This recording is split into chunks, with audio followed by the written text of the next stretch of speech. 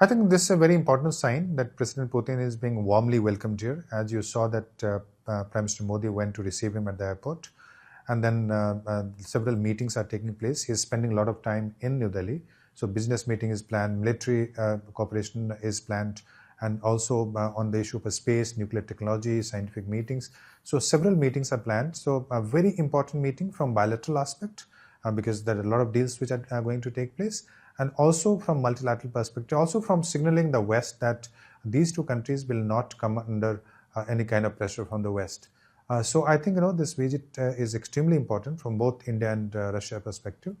And so there is symbolic aspect. Symbolic aspect is that sending a message, a strategic communication to the West that Russia is not isolated and India will not come under pressure. That's the strategic messaging that will go to the West. And the Western countries are very worried about it. They're not quite happy that why the President Putin is so warmly being welcomed in a country like India, which is a democracy. So that is important signaling. But beyond that, there are energy issues, military cooperation, defense cooperation. India has a history of very strong ties with Russia. So that will get consolidated with this visit.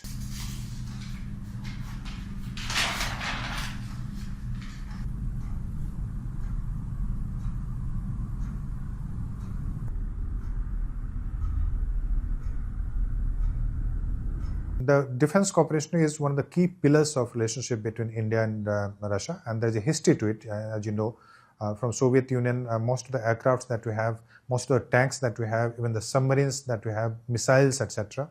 So it's a very comprehensive and extensive cooperation between the two countries. So further, they are trying to further this cooperation in the future. So what is expected to happen is that there might be deals on, say, for instance, S-400. There might be deals related to some Sukhoi 57, then fifth generation aircraft. So they're talking about it. Not that the deal will emerge, but they're talking about it. Also some missiles for BrahMos and for this, what you call the nuclear cooperation is again a very sensitive issue where Russia is offering a small nuclear reactors for different purposes.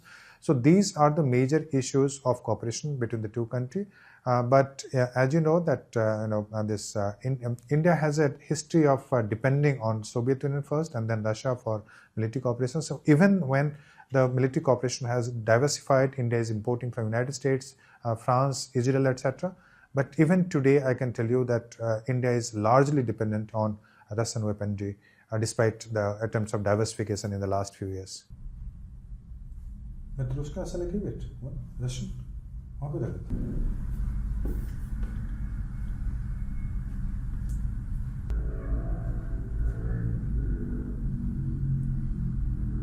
Trump has been pursuing policy which is unilateral.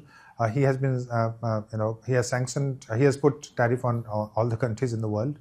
And beyond the tariff, he has also sanctioned some of the companies of Russia, with which India had a very strong deal.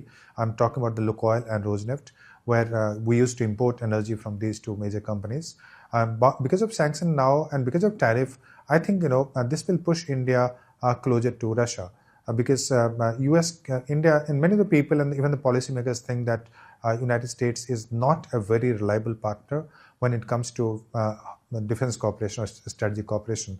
So many of the things which could have happened, now that will not happen with the United States, partly because of the tariff which has been put by Trump and the trust which was building up between India and the United States for the last 15, 20 years. So that now there is a deficit. Because till the time Trump is there as a president, I don't think that Indian policymakers will easily trust Trump. But yes, this is not to say that the United States is not important for India. We're also having trade the deals with the United States on this of tariff, also with the European Union on FTA, etc. That will continue. But India will certainly remain very close to Russia, and this strategic partnership in the next at least 10-15 years is going to flourish.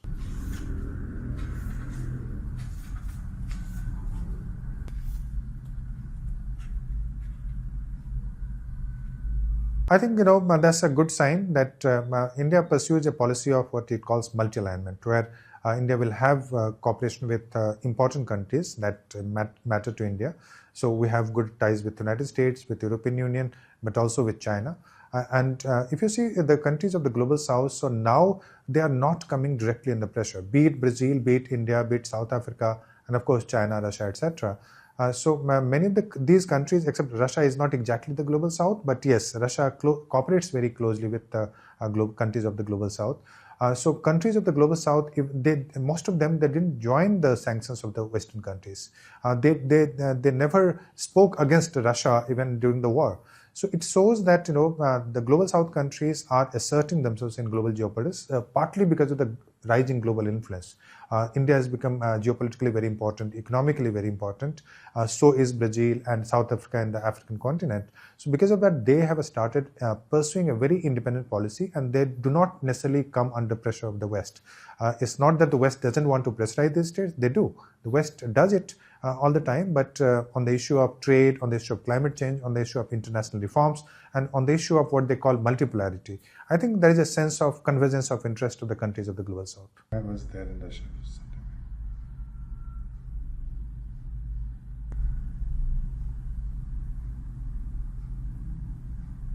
The BRICS is a very important organization. I have written a book also, several articles. So BRICS is very important from the global south perspective, and BRICS, as you know, India was one of the founding members, and India takes BRICS very, very seriously. Now, if you see in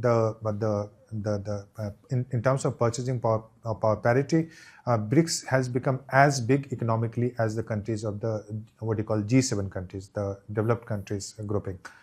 So BRICS influence is growing, and in that, when it comes to BRICS, India, Russia, China, they are the key players, the foundational players, and Brazil, of course. So India-Russia cooperation is not only at bilateral level, but it is also at trilateral level, which is Russia, India, China, for instance, and also at multilateral level, be it BRICS or be it Shanghai Cooperation Organization. So these countries cooperate very closely on the issue of multipolarity, on the issue of multilateral reforms, on the issue of non-intervention in the third country, issue of sovereignty of an independent nation, and also they call it civilizational dialogues, because most of the countries are civilizational states.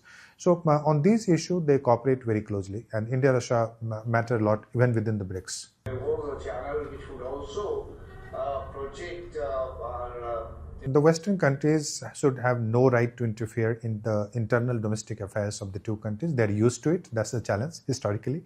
But they have to understand, so this kind of hypocrisy will not be accepted. And yes, the Western countries were willing to cooperate, but we do not want to be dictated by the Western countries. So, and if you see India's global economy, so it is far better than most of the European economies. India, in my view, India is not taking criticism. Otherwise, President Putin would not have been here. The fact that the Western countries, some of the statements which have come from the Western side, they're extremely hypocritical and unwanted. That would help them in making a very considered and informed what is happening all over the globe. Right. So there is a narrative which is built by